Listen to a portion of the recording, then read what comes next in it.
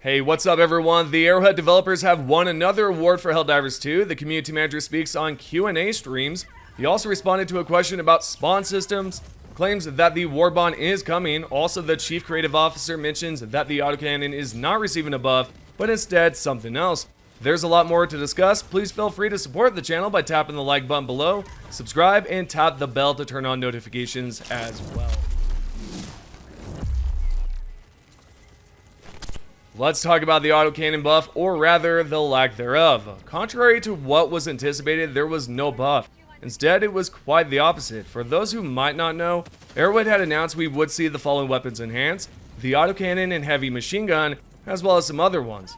This discussion surfaced in a Discord post where Mr. Pilistad commented on, stating, "Sorry everyone, I can't keep up, but the new update will see the Autocannon and AMR be effective against chargers." Some of us at the time interpreted this as if they were going to buff the Autocannon along with the AMR, until the CCO mentioned to another player that the stratagem would not be buffed. Instead, they were planning to weaken the chargers, making them easier to take down. At least, that's my understanding. Right here, Mr. Pilistad replied with, "It's staying the same, but a lot of enemies' armor is being reduced, especially the chargers." Well, not only will the Autocannon remain unchanged, but this also implies that the AMR might not receive a buff either, from what it seems. Now, could this mean that we won't see a buff at all for the rest of the weapons? No, absolutely not. We can still expect some weapons that are going to be improved, considering the developers mentioned in the announcement post they're reworking armor penetration, anti-tank weapons, enemy armor, and health values. They've also reworked and done initial bounce and pass on over 30 weapons and stratagems. With that being said, it's safe to assume we can expect some weapons to be improved in this next update. Whether it's going to make the game more fun and enjoyable is questionable as of right now, but from what it sounds like, it seems like that's the path Arrowhead is trying to explore and see how things turn out. Moving along, the developers at Arrowhead have won yet another award. This time, instead of the Best Game Design Award like last time, they secured the Industry Game of the Year. This is a huge achievement for all the developers, despite the current situation revolving around the nerfs or lack of content. I'm sure when the next patch drops, we'll see how much has been improved, but still, congratulations to all the developers. My question for you guys watching though, do you think this was well deserved or not? Let me know exactly how you feel about this by posting a response down below in the comments. With that aside, the community manager Twinbeard gave a response to two questions, with the first one being about the spawning mechanics in the game and how it's determined when it comes down to bile spears and pouncers. Unfortunately, we don't have a definite answer on this. However, Twinbeard did mention that the Q&A stream is coming. The answer can be seen here, where he wrote, "These are great questions, albeit as you probably suspect, very intricate. Queues like these are perfect for Q&A stream sessions, which are coming, written AMAs, or blog posts. The first one is from our GM Joel, or possibly Nicholas, our design director. I'm sure some others could reply to them as well." Well, there's not much to say, but I do wonder if they plan on doing this the day they release the patch on the 17th. It would be great to watch them explain why they decided to buff or balance certain weapons and enemies, as well as have us ask certain questions that the community manager could pick from in the chat. I think this is a great way to give us more insight as to what's to come. The next and final question was about projectiles. Unfortunately, the community manager couldn't elaborate on it. However, he did reply to the same player who wanted to know more about the spawning system, but also praised the details. To which Twinbeard wrote back and said, "Again, I and the devs can guarantee really appreciate when someone notices these details, and yes, there is some advanced stuff in there. It's not just the main focus of the game. Very few things are random in HD too, but a lot should appear as if it is.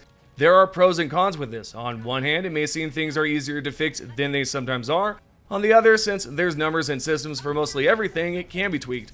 But it will take more time, and time is resources. Keep these questions for upcoming stuff." Now, do they have plans to revisit the spawn system? This might be the case at some point down the road, given that it might happen. Twinbeard wrote to another player that the Arrow team would like to see how the game functions after the next patch, and then afterwards, they might look into the spawns. Personally, I've been playing for such a long time, just like many of you, and I've kind of adjusted to the enemy spawn system, so I can't tell the difference anymore. But at the same time, anything that can improve the game is always great, and that seems to be Arrowhead's goal right now, to improve it as much as possible. Also off topic, Twinbeard doubled down that the Warbond is still coming, regardless of what's going on with the 60-day plan. In the previous video, he essentially said that the Warbond has not been delayed, but we weren't sure if it was on its way. However, now we have news that it is coming because he wrote this to a player on the Discord. "I hear, but it's easier to hear when getting tagged, hint, hint, hint. I'm sure you would. Alas, my beard is sealed. I could say though that a Warbond is coming and it's not delayed. When and what its focus is, not so much. If you saw my previous video, then you know that I've got a good idea that's probably going to revolve around a chemical type Warbond. Now, to be fair, there have been leaks in the past suggesting this might happen, but not only that, there's proof from Arrowhead themselves when they brought up gas grenades during the Ministry of Truth news video, as well as in the briefing messages where they've talked about chemical weapons. However, like I previously said in another video, take this with a grain of salt, but with the evidence, it looks like we could see a chemical type Warbond. Now, there is another member here on the Discord that essentially replied to Twinbeard, said that Arrowhead should convey the game mechanics a lot better, considering the Arrowhead employees have been spouting half-truths.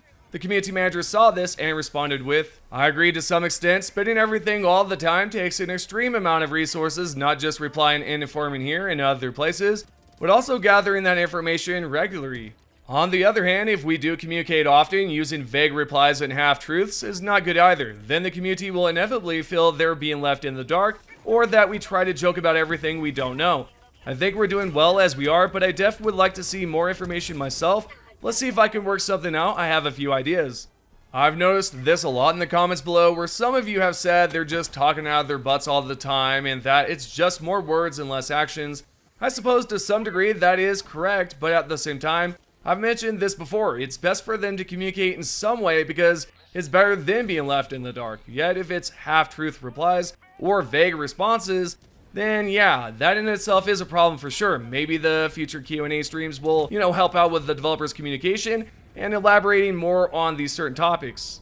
On a related note, we've got a status update on bugs. As you all know, there's been an issue with the high value asset mission for quite some time. There's a good chance you might have seen a dropship release a bunch of enemies, or even a tank on top of the generators. Or maybe you've had the factory starter shoot at it when it's dropped behind the gates.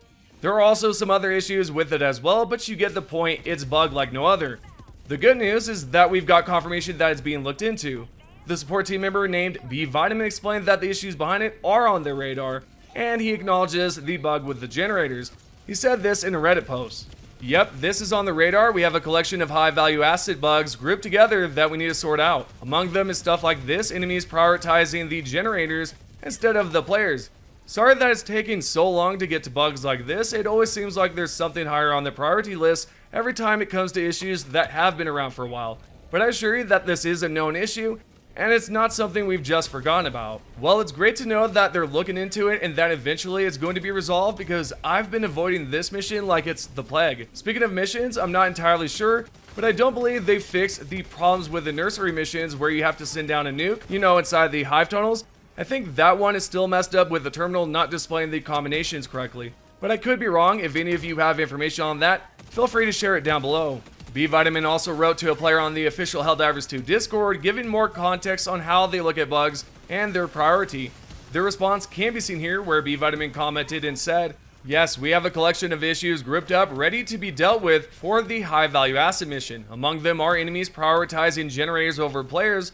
I raised this issue to the devs myself some time ago, but higher priority issues mean it's taken a long time to get to. So this might not be resolved as soon as we thought." Anyway, B Vitamin then continued on to respond to a different player about how they approach bugs, saying that some of the bugs are minuscule and not as big as some of the other pressing issues, and wrote, "There are hundreds of things that are written down and ready to be tackled. Some bugs are so small that most players will literally never notice them, or are so minor that it doesn't really affect gameplay. Naturally, we have to handle this big stuff first, but that also means that some stuff takes a long time to get to. It's not that we can't fix these long-standing issues, but rather our small development team had to handle more important things. It wouldn't be great if sometimes this bush spawns without leaves from long distance was fixed, instead of you will instantly crash if you land on this planet just because the leave issue had been around longer, Without a doubt, that's a great way to do it, right? Focus on the bigger issues first, for example, the crashes, before tackling these smaller bugs that are not as noticeable as much. But eventually, they'll need to figure out those smaller issues at some point. Now, to be fair, Arrowhead has a lot on their plate right now, and I'm sure some of those bugs that are not as recognized as most will eventually be resolved. It's just a matter of time and when.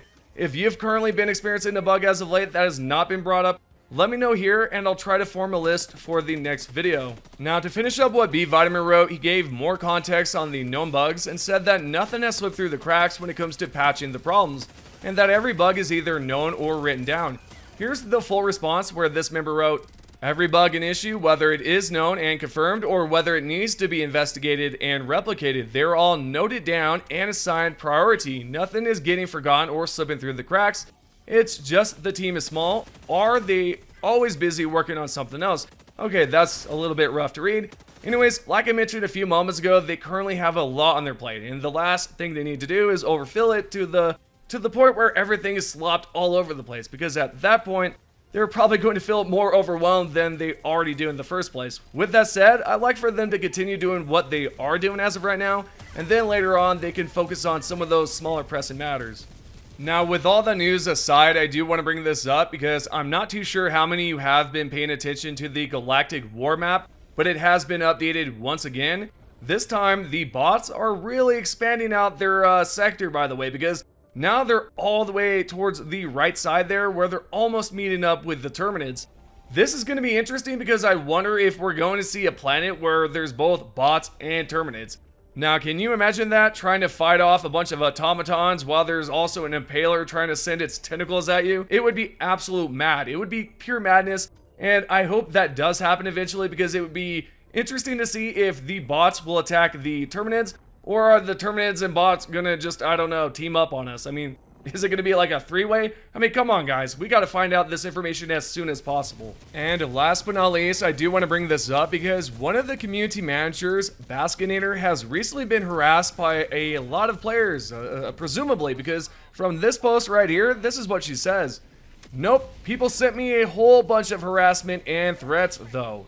So with that message right there, that's pretty insane that she's been receiving threats. Maybe some think that she, has control over the nerfs or buffs or something, but I really couldn't tell you what's going on here. Now, there is a message at the top. Clearly, it's locked or deleted. Not too sure what's going on there. But yeah, this right here is a big situation, and hopefully nobody is out there really threatening these developers. It seems a little crazy to do that, but hey, who knows? A lot of people are passionate about the games, and some will take it over the boundaries, right, and start threatening and harassing and whatnot. So with all the information being said in this video, this is your Helldivers 2 news. If you guys would like to be featured in the next video, all you have to do is comment down below. The first comment is by Momentum Forever PX5CI. "Don't worry guys, Super Earth would never lie to us." The second comment is by MyCrit919. "Last time I was this early, I found 100 SC in one of those shipping containers." And last but not least, we have Papa Roach 3071. "This update isn't going to be overwhelming or underwhelming, just whelming." Those are the top 3 comments. Thank you guys so much for watching the video. If you have not done so already, subscribe and turn on notifications for all by clicking the bell icon down below. Also comment, share your opinion about the video and everything we've talked about, and I'll see you guys in the next one.